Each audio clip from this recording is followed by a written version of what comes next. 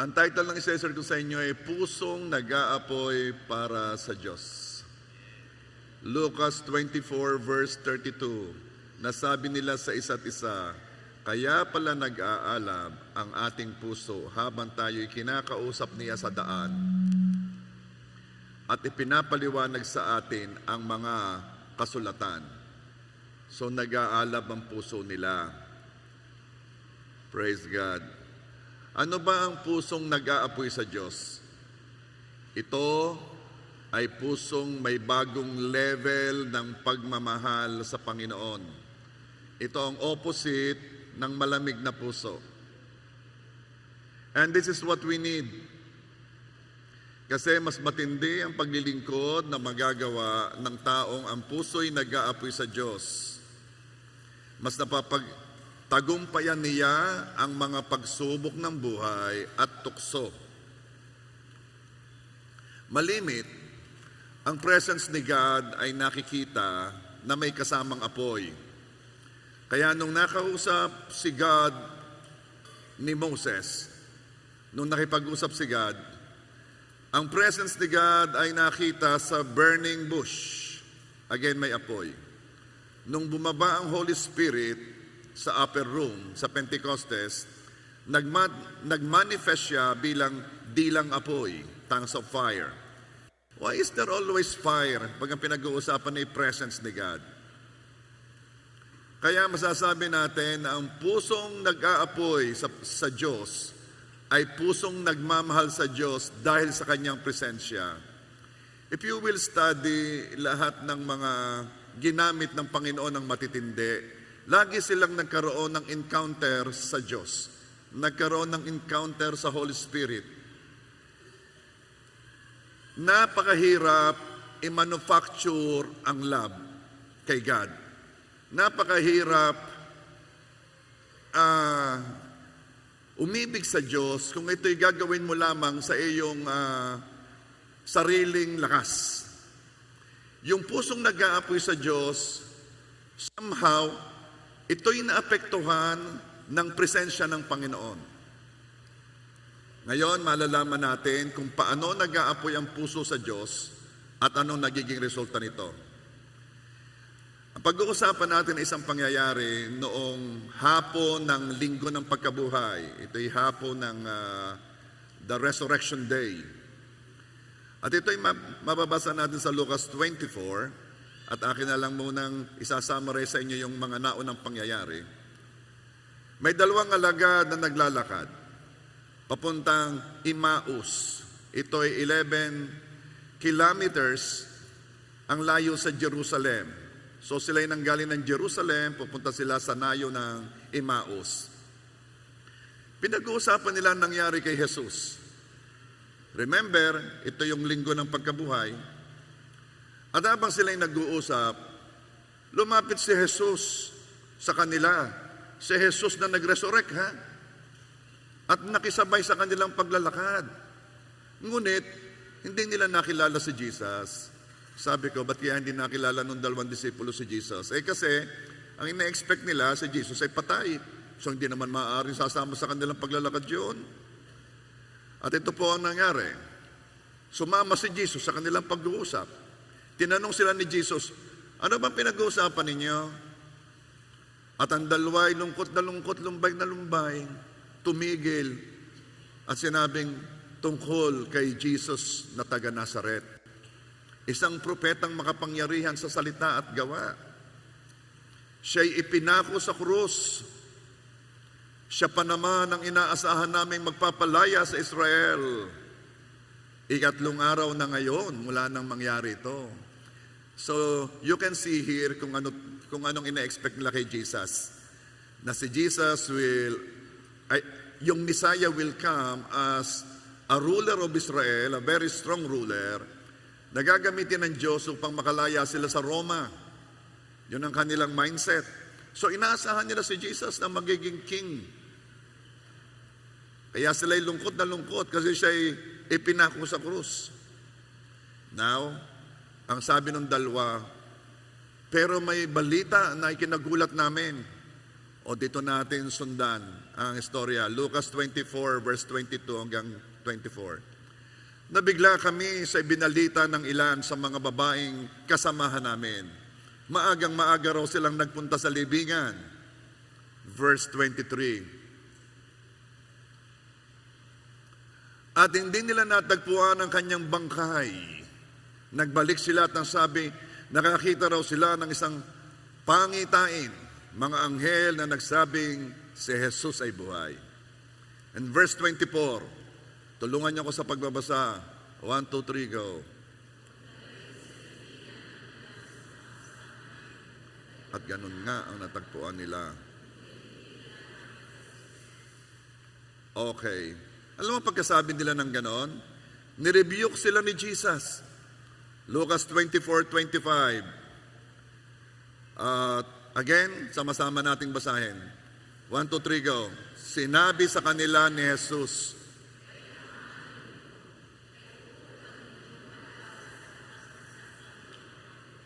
verse 26,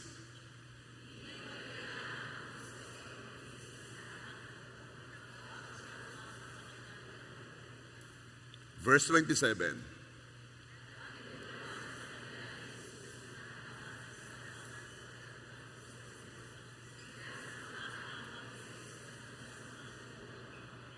Okay. Maganda pala yung kayo nagbabasa. Tingnan ninyo. Si Jesus, babagong sama sa usapan. Hindi nila nakikilala si Jesus. Nirebuke agad sila ni Jesus. Kaya ba naka-experience ng ganyan? Yung kayo nag-uusap, biglang may sasama sa usapan, and then ang banat agad mali ka! Ay, itong ka iyo. Sinabi sa kanila ni Jesus, kaya hangal ninyo. Nag-uusap kayo, may sasama. Kayo'y mga hangal. Kayo'y mga foolish. Kay kukupad ninyong maniwala sa lahat ng sinasabi ng mga propeta. Ang alam ng dalawa ay noon lang sila nakita ng taong iyon na nakisabay lang sa paglalakad at sumama lang sa kanilang pag-uusap. At nirebuke na sila kaagad. Pero bakit kaya hindi sila na-offend? Bakit kaya? Ituloy natin ang pagbabasa. Lucas 24 verse 28.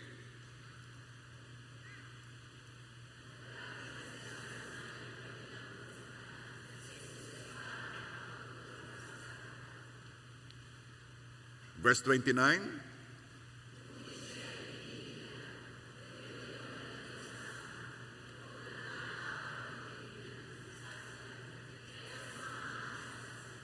Okay.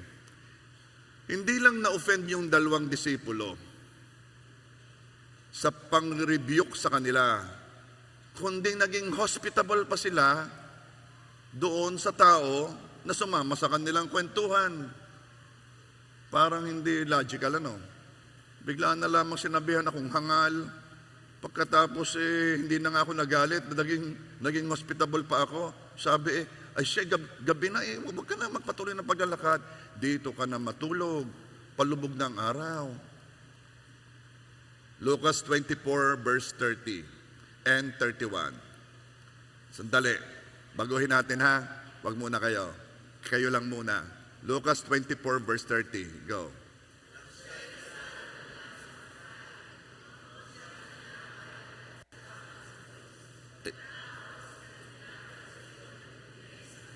Thank you.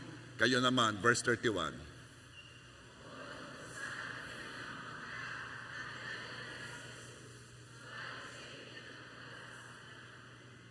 Yan. Matatapos ang preaching ko ng kayo nagpipreach. Ito ang reason kaya hindi sila na-offend na sila'y ni-rebuke. Eto na, ako na ang babasa. Lucas 24 verse 32.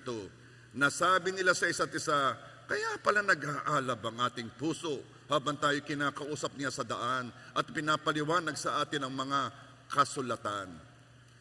Kaya hindi sila na-offend. Kaya sa halip ma-offend, niyakag pa nilang sa kanila matulog. Kasi something is happening in their hearts. Hindi nila may paliwanag, pero sila'y nagre-respond ng kakaiba.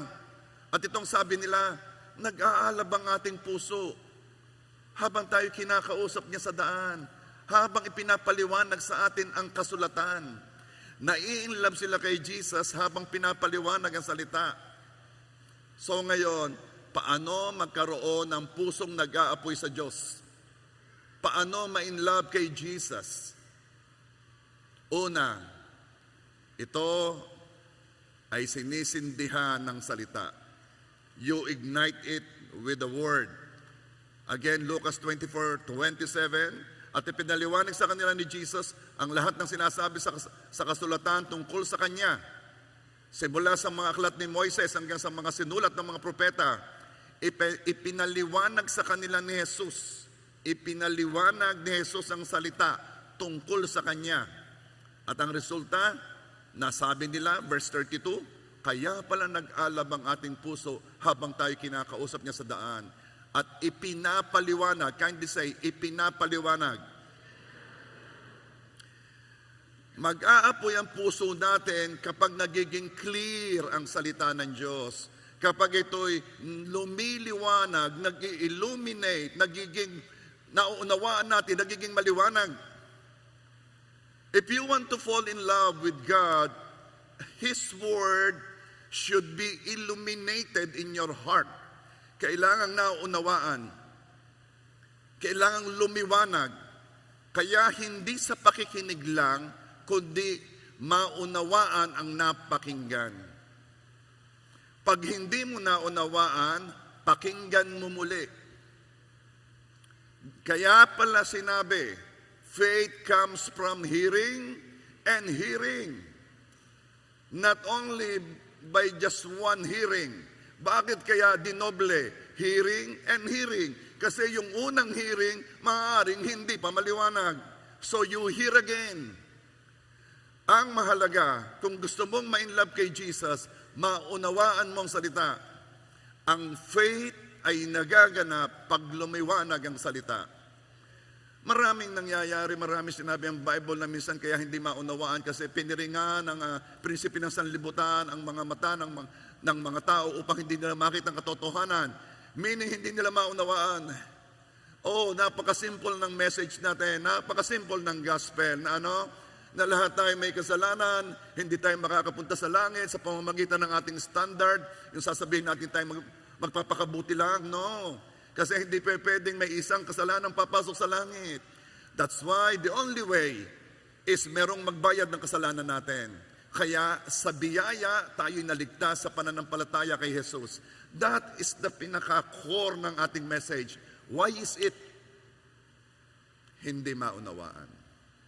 Why is it ipinipilit pa rin ng taong gumawa, magdagdag ng mga kung ano-anong mga duties, obligations, traditions, effort, work, sacrifices. At itong mga nagdaang araw, nakita natin ang daming sacrifices na naganap. Why is it until now, people thinks na kaya nilang pumunta sa langit sa pamamagitan nila? Napakasimple ng mensahe. For all have sinned and fall short of the glory of God, and the wages of sin is death. Kahit pa anong daming buti mong nagawa, may isa lamang kasalanan, contaminated ng lahat, hindi ka makakapunta sa langit. It's all by grace. Biyaya lang. At ito'y natatanggap kapag tinanggap mo si Jesus na iyong tagapagligtas, na yung ginawa ni Jesus sa krus ay ginawa niya para sa iyo, pananampalatayanan mo iyon. Kapag ito'y nauunawaan mo habang nakikinig, nagbabasa, lalong napapamahal ka kay Jesus.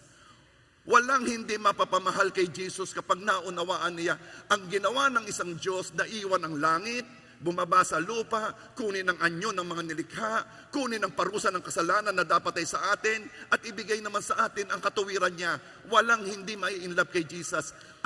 Sige, papalagpakan muna. Unless, hindi niya naunawaan. Kaya hindi tayo tumitigil sa pagpapaliwanag. Kahit yung nakikinig, nakagayan lang. Kahit ramdam mo talbugan. Kahit yung nakikinigin na sa isip niya, puro ang kanyang relihiyon, ang kanyang mabubuting gawa. Pero diretso ka pa rin. By hearing and we pray that the Holy Spirit will move in their spirit and in their mind and in their heart. At maunawaan nilang sa biyaya lamang. Sa biyaya lamang. You know, it sets us free. Ang sarap maunawaan sa biyaya tayo pumunta sa langit sa pamamagitan ng biyaya. Na tayo'y pinatawad na ng Diyos. Na yung kapatawarang iyon ay hindi lang basta binigay, yun ay binayaran ni Jesus. Na dahil pinatawad tayo ng Diyos, no one can condemn us, can blame us anymore. No one can make us feel guilty because there is no more sin sa ating record. It's already clean, deleted, dahil binayadan ng Panginoong Yesus.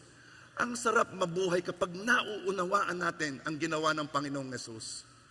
Kaya Christians, born-again Christians, kayo dapat ang pinaka-confident sa buhay dito sa lupa because you know, anuman ang mangyari, anumang daan ang pagsubok, anumang paghihirap ang makita at maranasan, you know, at the end, kasama mo ang Panginoon, ligtas ka.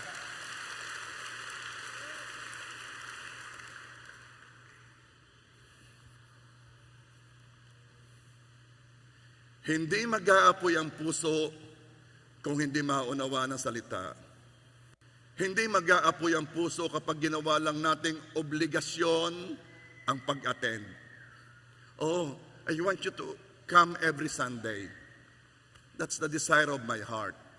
Pero please, wag mo naman itong gawing obligasyon. Hindi ka nagpapacheck ng attendance dito. At hindi ka nakaka-point sa langit kapag ikay umattend. Nandito tayo upang sumamba kasama ng iyong mga kapatid sa pananampalataya.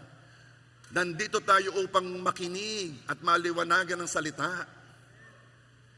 I appreciate na you make time para maka-attend. Really, I appreciate. Alam ko din naman niya na, you know, you have to prepare. Some of you came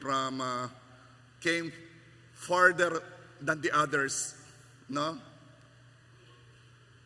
Pero this is my question. Anong mauunawaan mo kung late ka na? O malapit na ako sa conclusion? Anong mauunawaan mo kung hindi ka attentive? Na laging nararamdaman mo kapag ka ang iyong cellphone ay nagbabibrate at gusto mong tingnan. Alam mo, yung pagkitang yon, yung konting yon, nawala ka na agad sa takbo ng pinag-uusapan, mamaya hahabol ka na naman, hindi mo na alam ang sinasabi, ang kaugnayan ng sinasabi ngayon sa sinabi kanina at nahihirapan ka ng unawain. I thank God sa buhay ng mga kids church teachers. Imagine what they do para ang salita ay maging simple enough para maunawaan ng mga bata. I always say, wala yata akong biyaya doon. For so long, ako'y laging ini-invite sa CLI, yung church natin sa Batangas, para magsalita sa kanilang mga gathering ng mga bata. I'm telling you, yung preparation ko doon, mas mahaba at mas mahirap kaysa preparation ko sa Sunday. Kailangan ng biyaya kapag ikaw ay maghahayag ng salita sa bata, yung nauunawaan ng bata, simple enough. And I thank God sa buhay ng ating mga teachers ng Kids Church. Palakpakan nga natin ang Diyos sa buhay nila. I thank God sa mga life group leaders and members na nagmi-meeting always para maunawaan ang salita. Kung hindi pa clear ang salita nung umattend ka ng service, o ikaw ay medyo naistorbo dahil ang katabi mo'y kulbit na ng kulbit sa iyo, kayo nga pag may sasabihin o kukuha ng atensyon ng kung sino man, huwag niyong kulbitin. Kapangit ng pakiramdam ng may nangungulbit yan. Psst, psst. May sasabihin ako sa iyo. Kapag hindi natingin, wala pa siya sa mood, huwag mong kunin ang atensyon. Are you there? Kung ako'y may tinamaan, kayo'y matatanda na. Ibig sabihin ay matured enough. Di ba? Okay. By the way, bago pumunta sa church, anong sasabihin mo sa Holy Spirit? Holy Spirit, targetin mo ako. Patamaan mo ako. Ha? Wag yung Lord, iiwas mo ako ha. Baka ako na naman nasasabihin ni Pastor, iiwas mo ako. Hindi, you are blessed pag ikaw ang tinamaan. By the way, di ko naman alam ang mga buhay ninyo. Kung may sinabi ako dito at tinamaan ka, pasalamatan mo Holy Spirit. Mahal na mahal ka ng Holy Spirit, okay? I thank God sa buhay ng mga life group leaders na nagmi-meeting at kanyang mga members para mas maunawaan pa salita, para kung hindi pa clear ang salita sa service, I pray mag-gets sa life group. I pray sa life group ay mag-gets. Kaya meron tayong life group may sasambot. Gandan kahalaga sa Diyos na maunawaan natin ang salita because God knows kapag hindi mo naunawaan, you will not fall in love with Him. Mahirap mag-fall in love kay Jesus kung duties and obligations. We have experienced that. I have experienced that. To come to God through duties and obligations, through religious traditions. Na-experience ko yan.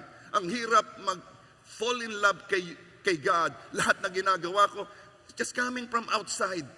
Dahil, nagpapagod siya sa magulang, nagpapagod siya sa katabi, everybody's doing it, I have to do it. Ako'y luluhod pag dapat nang lumuhod. No, not anymore. Ako'y lumuluhod kapag my spirit is moving me na lumuhod sa Kanya. I don't care kahit mag-isa akong lumuluhod. Why? Because now we worship in spirit and truth. Hindi na ba duties and obligation. Gayon na ikaw magpo-fall in love kapag nauunawaan mo ang salita at nakikilala mo, sinasamba mo. I thank God sa mga nagtuturo sa midweek service. You know yourselves. Alam ko ang inyong pagpiprepare, ang oras na ginugugol ninyo sa paghahanda. Sa nagtuturo sa prayer works, 15 minutes lang pero may laman. Mga nagtuturo sa Bible study, ang ating mga community groups, who are preparing the word clear enough para maunawaan ang nakikinig ng salita. Siyempre, iba't ibang audience yan Iba't ibang audience. Minsan, itinatama mo talaga ang iyong sasabihin sa nakikinig. I thank God sa ating media na dutifully ay pinopost sa YouTube at sa Facebook ang messages para may opportunity na mapakinig palagi at mas maunawaan ang salita. I thank God sa biyaya ng Diyos sa mga nakikinig ng salita na pagkatapos makinig ay ang topic ay ang word na napakinig. Last Thursday ay sa midweek, nagkaroon uli ng word, pinag-usapan ng word. Ako'y natutuwa kasi nagpunta sa bahay sina Melody, kasama si Susan, si Mercy, si Sternelia, and they are still talking about the word. Oh, I thank God kung kayo'y ganon. I thank God na pagkatapos ng Sunday, while you are living, while you are sitting doon sa gazebo, while you are drinking coffee, and by the way, malapit nang matapos yung sitting area doon para yung magkakape, you can sit down. I thank God kapag pinag-uusapan yung salita para mas maunawaan. At ako'y nalulungkot kapag pagkatapos ng salita mag-uusap kayo, and then you will change the topic. And you will talk about something else. Why? Because I know and I know and I know. Para ikaw ay mag-fall in love kay Jesus, you have to understand the Word and understand who He is. And I'm telling you, you need time to do it. Kailangan mo ng panahon, kailangan mo ng oras.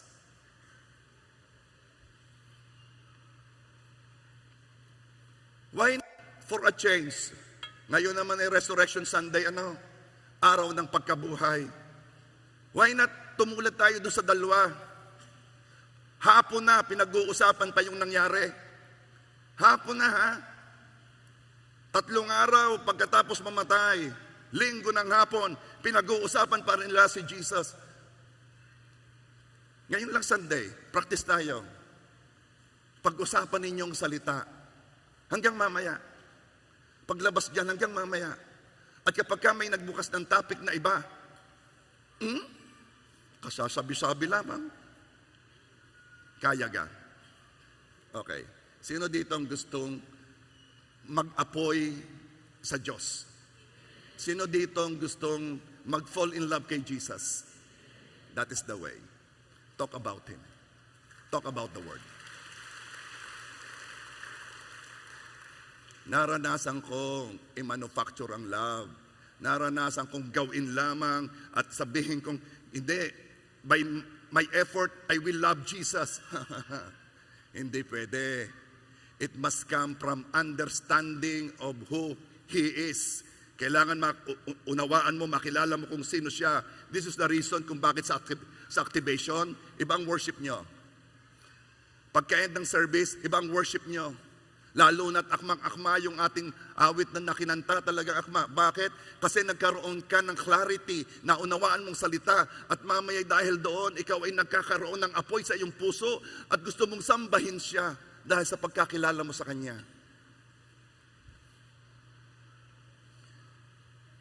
Mag-aalab lang ang puso, mai-inlove lang kay Jesus kapag naunawaan ng salita tungkol sa Kanya. Binibigyan natin ng panahon na namang mahalaga sa atin. Amen ba? Okay. Then pahalagahan natin na maunawa ng salita patungkol kay Jesus. How are we going to fall in love with Him if we don't know Him? Naalala ko yung sabi ni somebody said about Vic Soto. Hindi ko kasi malimutan kasi sa totoo lang, si Vic Soto ay komedyante, ano? Siya ay artista, siya ay may karisma. Si Bossing. Pero sa totoo lang, hindi naman ako masyadong, he's ordinary. Hindi naman siya mukhang, sino kang gwapo na artista? Yung nga sa amin. Sino yung gwapong artista? Sino? Alden. Sino napayag? Na si Alden ang gwapo. Si Luis Busano din, medyo may ano pa. Mark. Okay. Wala talaga. Alam kong wala kayong nakikilalang pogi kasi lagi ako nakikita nyo. Naunawaan ko yon. Ha? I understand you. Kayo'y may kaunawaan. Okay. Pero may nagsabing babae, sabi niya, si Vic, pag nakasama mo, nakilala mo, you will fall in love with Him.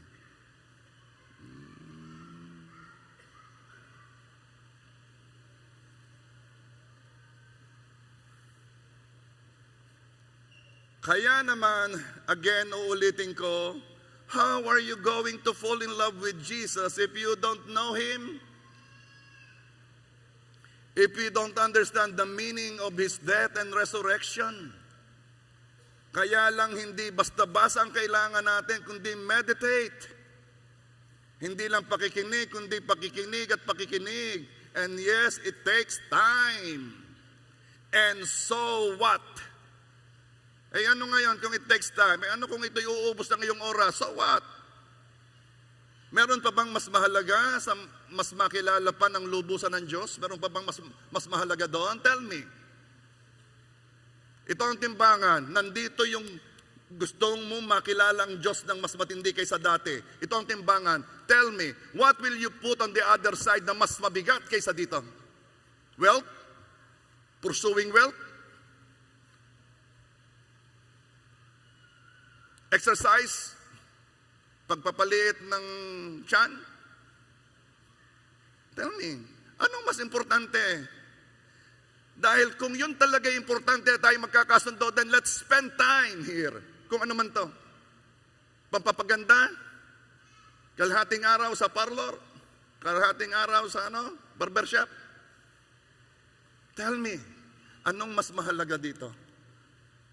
Anong mas matimbang dito? Because magkakasundo tayo ngayon, gugulin natin ang oras doon. Pero hanggat wala kang nasasabi sa akin mas mahalaga na kaysa makilala ang Panginoong Jesus, come on. Okay lang umubos ng oras dito. Okay lang na mag-spend time na makilala mo ito dahil ito ang mahalaga.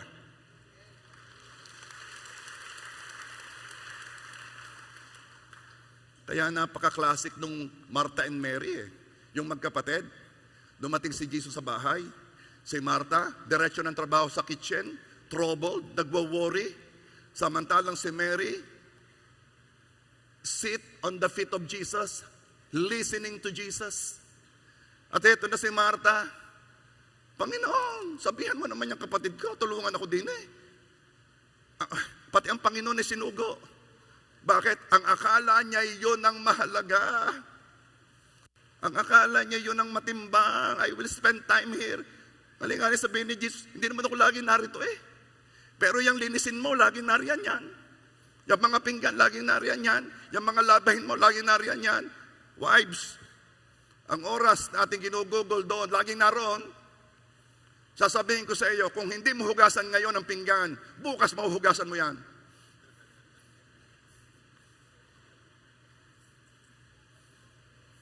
O biglang nag-isip sila, ang ipis bow. My point is this, ilaban mo naman ang time ni Lord, ilaban mo naman. Ilaban mo.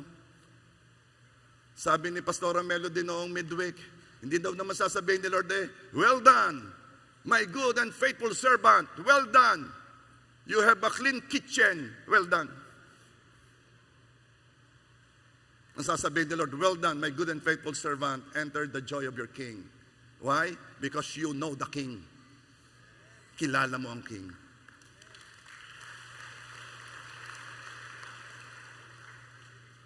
Meron pa bang mas may prioridad sa limitadong oras mo? Dito tayo pantay-pantay eh. We have 24 hours. Kahit anong tayo mo sa buhay, ang iyong oras ay kapareho din ng akin, 24 hours. Anong prioridad mo sa limitado mong oras na yan?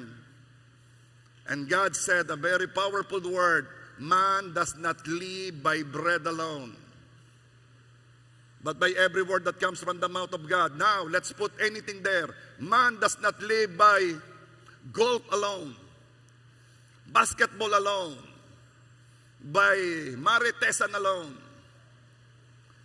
I praise God, matatapos na ang election sa May 12. Siguro mababago ng topic. Ano? Gusto ko sana sabihin, ibalik si Jesus. Dahil talagang nawawala sa topic. Ibalik ang passion kay Jesus dahil nawawala ang passion kay Jesus. At ako'y para ditong sigaw ng sigaw, oy mga Kristiyano, ang kandidato natin si Jesus. Yung akin ay si Bukaleric. Abay tigil. Ang kandidato natin, priority si Jesus. Ha? Huwag mo i-give up yung passion na yon sa passion sa iba. I know you are in politics. Okay. Pero timbangin mo uli, sabihin mo sa akin kung talagang yan ay mas mahalaga kaysa knowing Jesus, tell me at sasamahan kita. Pero kung hanggang ngayon, alam mo sa puso mo na mas mahalagang makilala ang Panginoong Jesus, come on. Know Him. Listen to His word being preached. Read the word, meditate on the word, spend time. Spend time.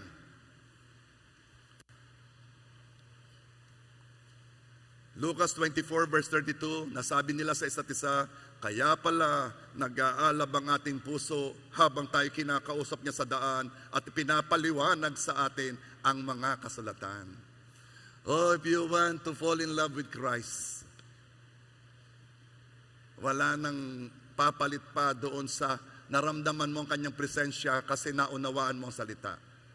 Dalawa lang. Kanina, ini-ignite ang apoy sa puso by your understanding of the word. Ito naman ang padalwa. At pinag-aalab ito ng pananalangin. Prayer is you talking to God and God talking to you. Yung iba kasi ang akala ng prayer is them talking to God. Hindi naman yan one way. Lucas 24:32, nasabi nila sa isa't isa, kaya pala nag-aalab ang ating puso habang tayo'y kinakausap niya. Oh. Habang tayo kinakausap niya. Pag pala kayo nagpe-pray, hihintayin mo pala yung puntos na ikaw ay nasa tayong ikaw na ang kinakausap. Kasi pag tayo nagpe-pray, wala nang point na makipag-usap si God sa'yo kasi ikaw nang ikaw eh. Ikaw, may listahan ka pa nga. Ang mga mahal ko sa buhay, mga kapitbahay ko, ang opisina ko, ang aking mga relatives, ang aking ano. At Lord, sa nga pala, pagpalain mo ang aking anak, puro ikaw. Remember, si Jesus ang nakipag-usap o ang kumausap sa kanila. Napakayabang natin kung hindi natin isasama si Jesus sa araw natin. Napakayabang natin. Napakataas natin. Kung kakalimutan nating manalangin sa umaga kasi may mahalagang gagawin, may taong mahalagang dumating dapat kausapin. Kung kakalimutan nating manalangin dahil sa mga yon, napakayabang natin kasi akala natin kaya nating harapin ang hamon ng bawat araw. When we think and feel that we are self-sufficient, na parang kaya natin ang anumang hamon ng buhay, ito ang mangyayari. Listen, at ito ay sure, lalo na't ikay anak ng Diyos. Hahayaan tayo ng Diyos mapapunta sa sitwasyong magpapakita how weak we are. Situations na matapos mong harapin ay sasabihin mo, ano kang mangyayari? Still, wala kang kasiguruhan. O matapos mong harapin ay hinang-hina ka. Kasi gusto ni Lord ma-realize natin na hindi natin kaya ang buhay o ang pamumuhay without His grace nang wala ng kanyang biyaya. At ang kanyang biyaya ay bago tuwing umaga. Kung ang biyaya ay bago tuwing umaga, paano mo ito matatanggap? Sa pananalangin sa umaga. Receive His grace by praying in the morning after waking up. Why?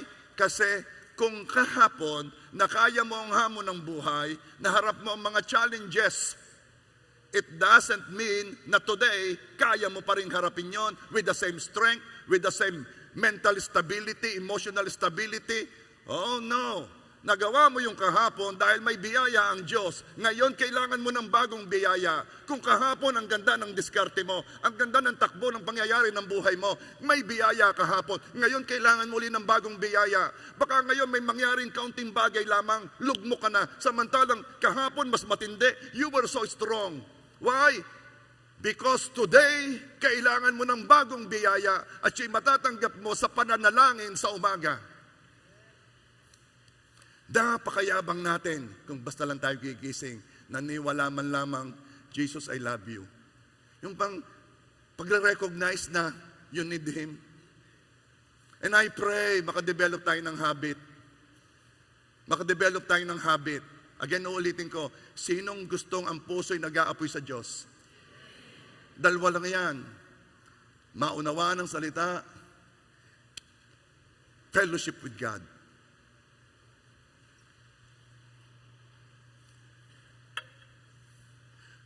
Pananalangin ang nagpapaalab ng ating puso.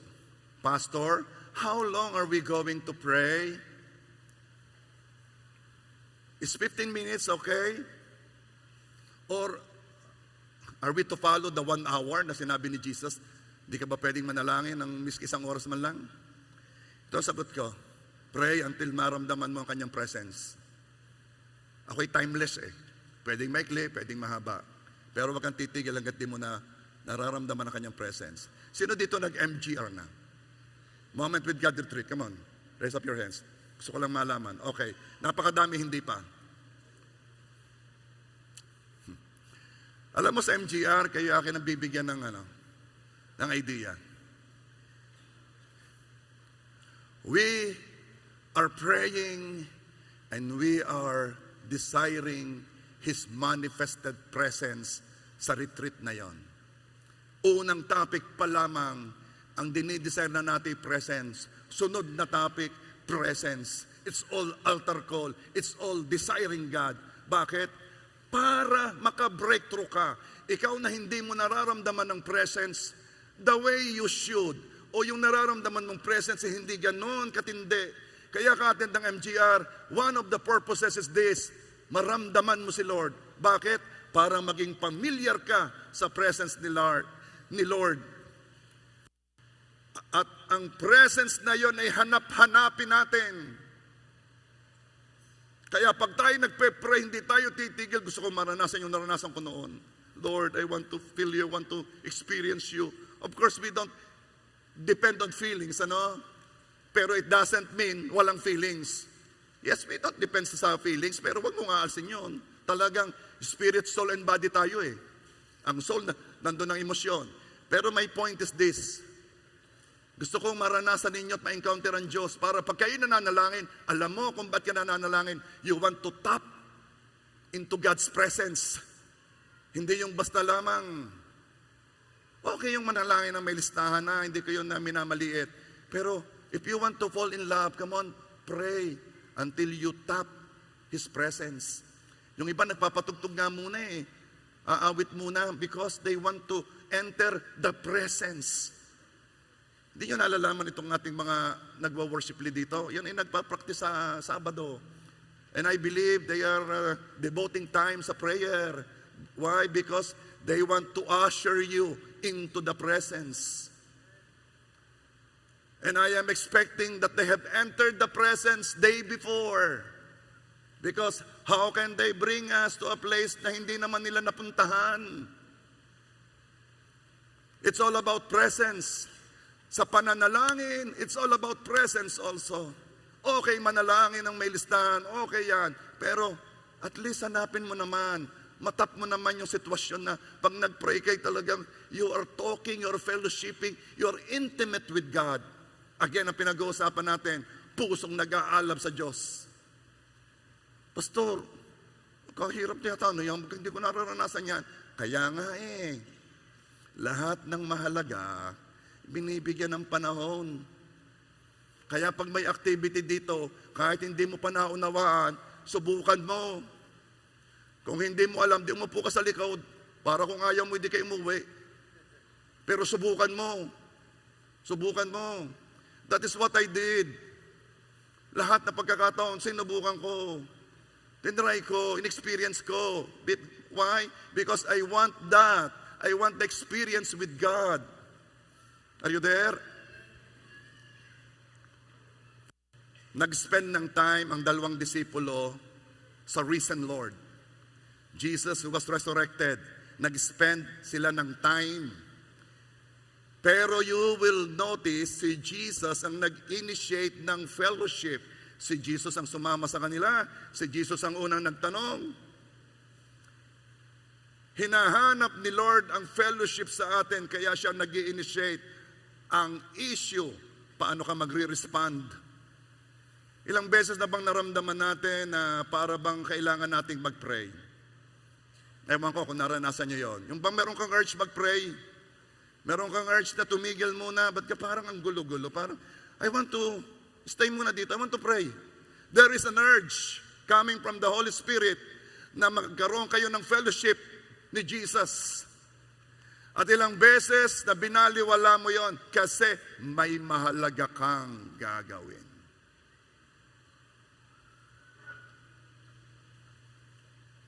Lucas 24:28-29. Malapit na sila sa nayong kanilang pupuntahan at si Jesus ay parang magpapatuloy pa sa paglakad.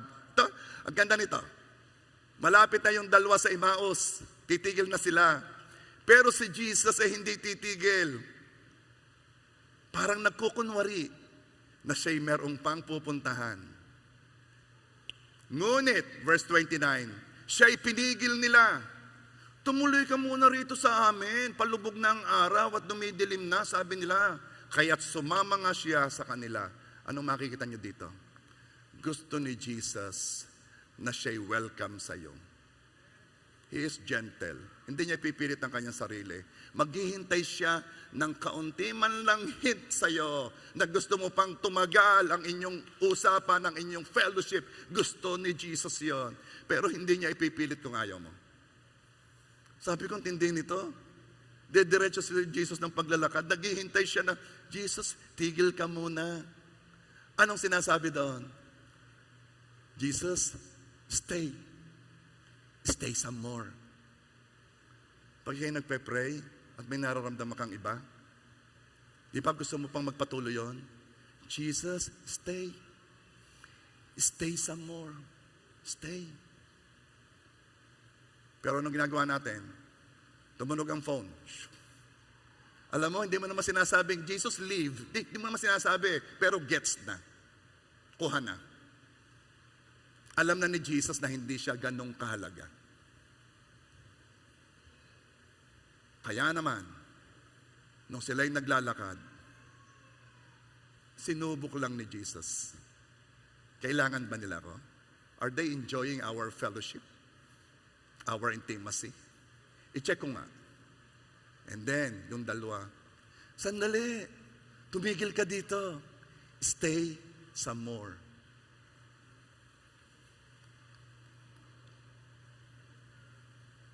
Nais ng Diyos, makasama ng matagal-tagal pa ang dalawa. Pero hindi niya ipipilit ang kanyang sarili sa lugar na hindi siya welcome. I am encouraging you, have a place in your house where you will meet Jesus. Laging doon ka pupunta. Alam ko magandang bahay mo. Let it be maganda na environment para sa meeting ninyo ni Jesus. Maglagay ka na doon ng lugar na kayo na lang. Ang alam ng iba, meeting place ninyo ni Jesus yun. Uulitin ko, sinong gustong ma-fall in love kay Jesus?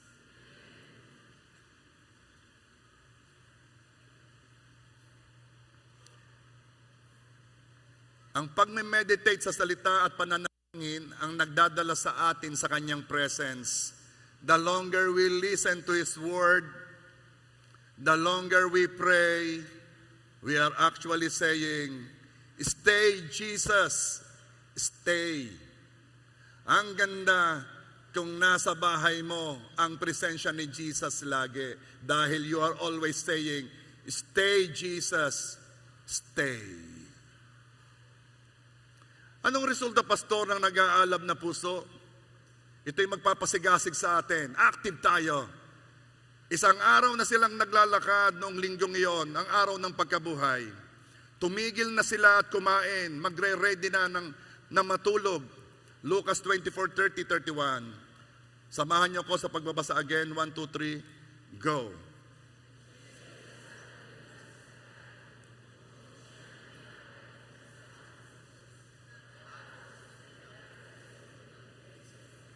Verse 31.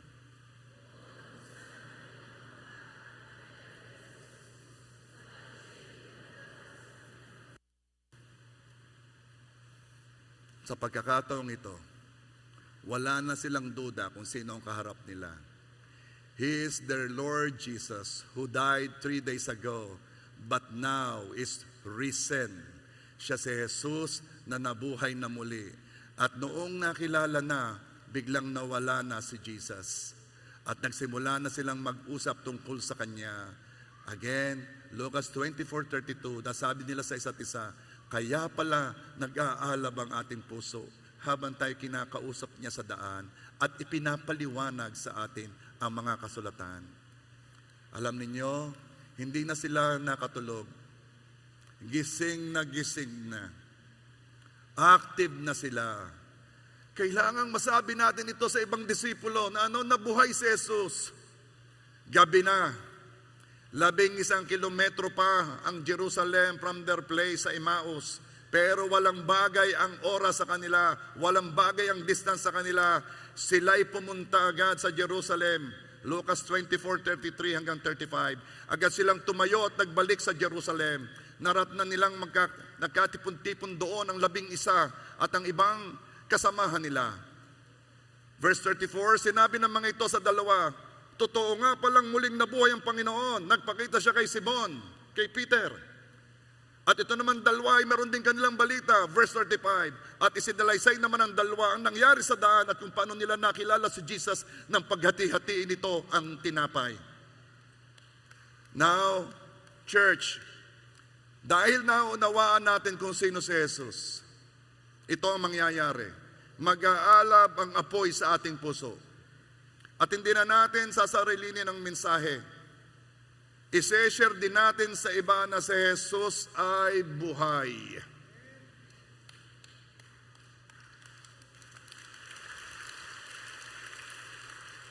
Ano ang kahalagahan ng resurrection ni Jesus? Bakit ganito na lamang ang mga disipulo? They're talking, buhay si Jesus, buhay si Jesus. Oo nga, nakausap ni Peter, kami nga nakasabay namin Hindi lang yun nagpakita si Jesus sa 500 tao. Sabay-sabayan. Kaya walang pwede doong gumawa ng istorya kasi doon sa 500 tao yun, lahat nakita si Jesus. Bakit mahalaga ang resurrection? Kasi, okay, today napapag-usapan ng fake news. Again, paano ba malalaman kung fake news? Kapag hindi totoo. Now, paano natin malalaman kung hindi totoo? Bawat isa ay may kanyang narrative, may kanyang kwento. Dito po. Resibo. Ano ang resibo? Ebidensya, dokumento, video na tunay. Resibo na nagpapatunay na yung kwento mo ay totoo.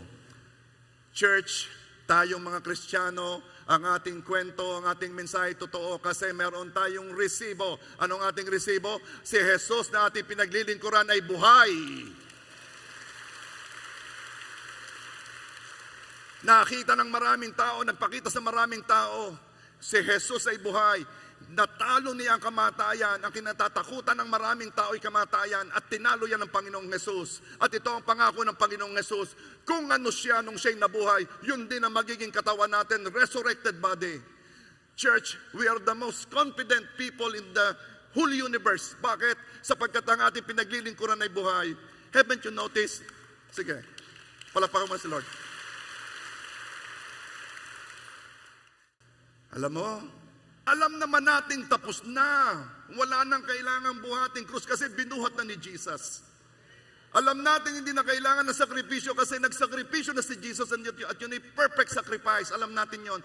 Pero kung nagawa yun ni na Jobert noon na ang pinaglilingkuran nila hindi tunay na Diyos, ano kaya ang magagawa ninyo na ang Diyos ninyo ay Diyos na buhay, tunay na Diyos, may resibo. Nabuhay na magmuli at nananatiling buhay. Alam mo bang sabi ng iyong tagapagligtas? Ako'y uuna, akit ako sa langit, ipaghahanda ko kayo ng mansyon dahil ang gusto ko, kung nasaan ako, nandoon kayo. Sarap naman. Ang sarap ng mga salita ng Panginoong Yesus. Gusto niya lagi tayong kasama. Ay tayo.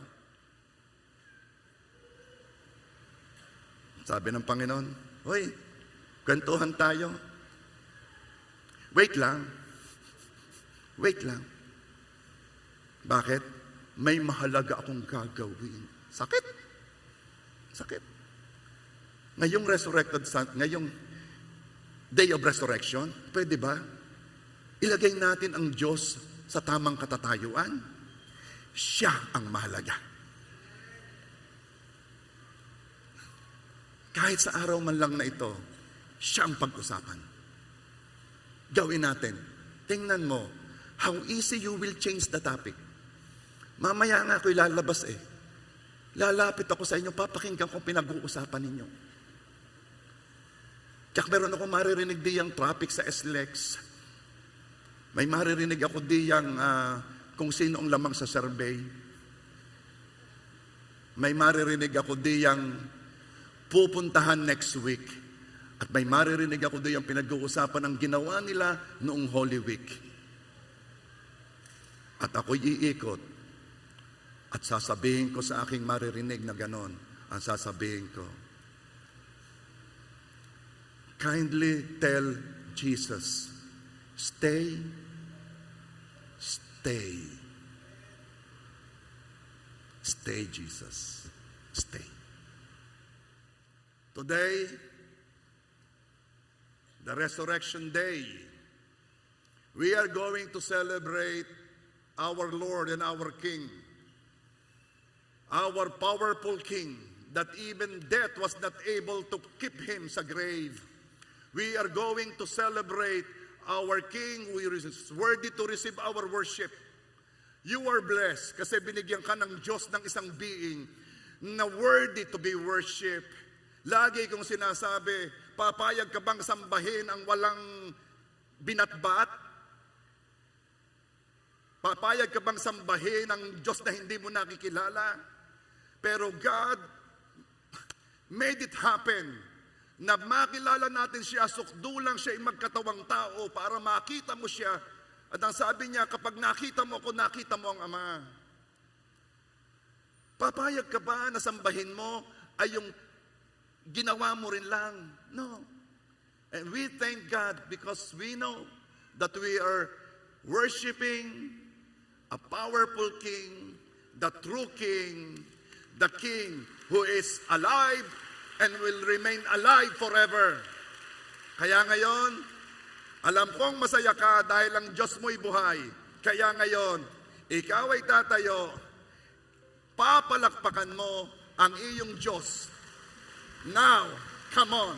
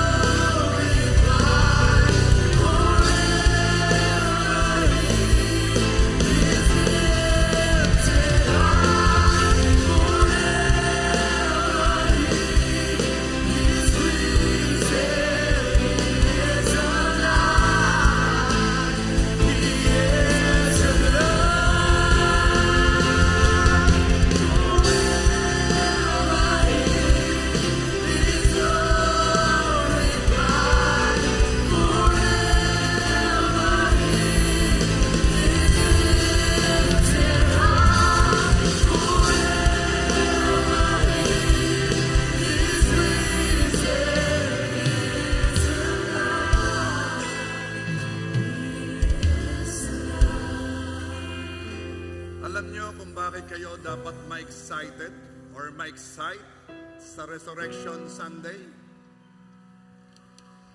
Alam nyo kung bakit kayo dapat ma-excite dahil ang Panginoong Hesus ay buhay? Sapagkat sa araw na ito, pinapaalala sa inyo na walang hindi kayang buhayin ng Diyos.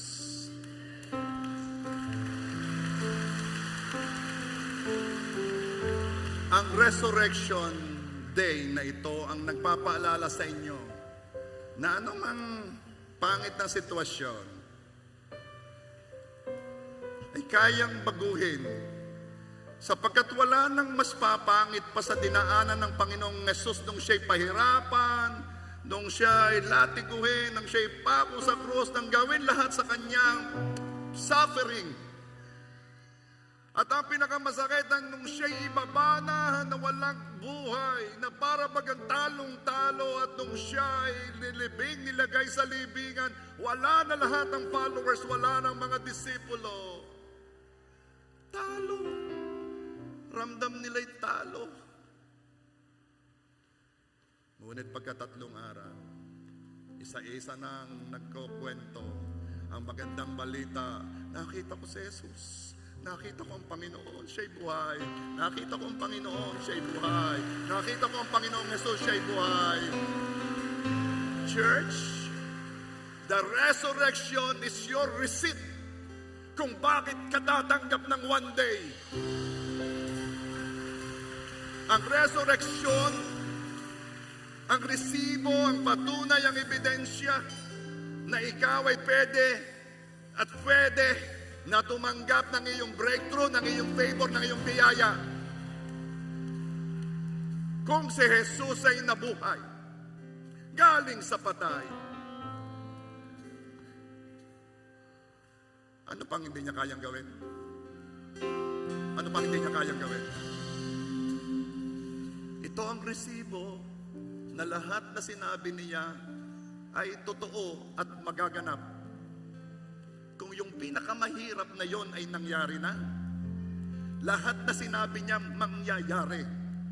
At isa sa sinabi niya, ikaw ay hindi ko iiwan. Ang sinimulan ko sa iyo, aking tatapusin. Dahil sa resurrection, panghawakan mo na. Ang alin? Yung sinabi ng Panginoong Hesus na, you shall lay hands on the sick and they shall recover. Panghawakan mo na ang sabi ng Panginoon na kalooban niya ang iyong kagalingan. Panghawakan mo na ang lahat ng pangako. Pwede na. Bakit? Siya'y buhay. Ginawa niya ang kanyang sinabi. Nakita natin. Alam ng lahat ng apostol. Sukdulang sila'y willing mamatay para sa katotohanan ng alam nila. No one will die for a lie. Yung kasinungalingang sila ang nagsimula, they won't die for that lie. But the apostles who saw Jesus alive, they were willing to die. They're willing to die, to suffer a very pangit na kamatayan. Why? Because they know even death cannot stop the goodness of God.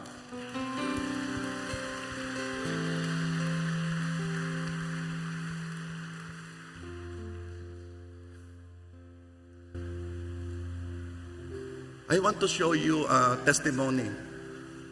Magandang araw po sa ating lahat. Ako po si Lynn. Nakabase po kami ngayon dito sa Auckland, New Zealand. Na-diagnose po ang aking anak na bunso na 10 years old na po ngayon ng may tumor po siya sa spinal. Sinabi po ng mga doktor na 6 months to 1 year lang daw po ang itatagal ng buhay ng aking anak dahil daw po yung tumor na nakita sa likod niya is napaka-rare condition daw po nito. Halos sa 1,000 bata, 2 o 3 lang daw po ang meron at wala itong gamot. Dilapat po kami ng doktor nung nasa ospital pa po kami na sinabi nila na kailangan na naming ibigay lahat ng makakapagpasaya at comfort cares para sa aking anak dahil yun daw po makakabawas sa sakit na nararamdaman niya sa kanyang likod. Nung po sinasabi ng doktor yon, ako po nagpapasalamat sa Panginoon. Sabi ko, thank you Lord. Nagbuo-buo na naman po kayo ng panibagong testimony sa buhay namin. Salamat Lord at kami ang napili ninyo na magbigay ng panibagong testimony Lord. Maraming salamat Lord. Paulit-ulit ko pong inuulit ang mga salitang yon. Nagtataka po ang mga nurse at mga doktor. Dumating po ang result ng biopsy at ng marami pang test na lumabas. Nag-meeting po ang iba't ibang klase ng doktor. Team meeting po ang ginawa nila dahil yun lang daw po ang magagawa nila at this time. Wala pa po silang maibigay na gamot or kahit anong aksyon. Tanging pain relief lang po.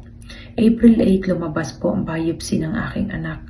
Praise God po, hindi po cancer ang nakita nila sa aking anak, tumor.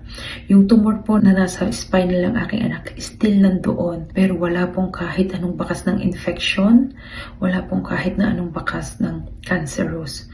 Sinabi po nila na nung mga unang pinag-compare po nila yung lumabas na mga results noong pong nasa ospital kami na naka-admit at ito pong inulit nila uling mga results. Na-amaze po sila dahil lahat ng mataas ang infection, lahat ng mga nagmamalfunction na parte ng katawan ng anak ko ay gumagana na ng normal, walang infection. Ang tumor na inaasahan nila na ito ay cancer dahil sa laki ng tumor sa likod ng anak ko ay hindi cancer. Ina-expect ng doktor na hindi na makakalakad ang aking anak at this time. Pero praise God po, pumapasok po siya ng school. Salamat Panginoon. Dumating po ang aming one day. Glory to God.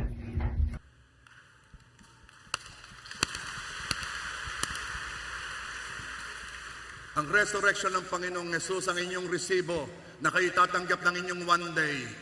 Kung yun ay nagawa ng Panginoong Yesus, yung pangako sa iyo magagawa rin ng Panginoong Yesus. Kung noong sinabi ng Panginoong Yesus na siya'y mamamatay pagkatatlong araw ay mabubuhay na maguli at nagawa niya, then yung pangako sa iyo magagawa niya. Amen ba, church? Kaya ilagi mong ipagbubunyi kapag meron ka ng duda, pag may nagsasabi sa iyo hindi na mangyayari, sabihin mo, ang Diyos ay namatay pagkatatlong araw, nabuhay na maguli. At kayang ibigay ng Diyos ang aking one day. Kayang ibigay ng Diyos ang aking breakthrough. Kayang ibigay ng Diyos ang aking favor. Sino naniniwala doon? Sino naniniwala doon? Come on church, again, let's worship our King.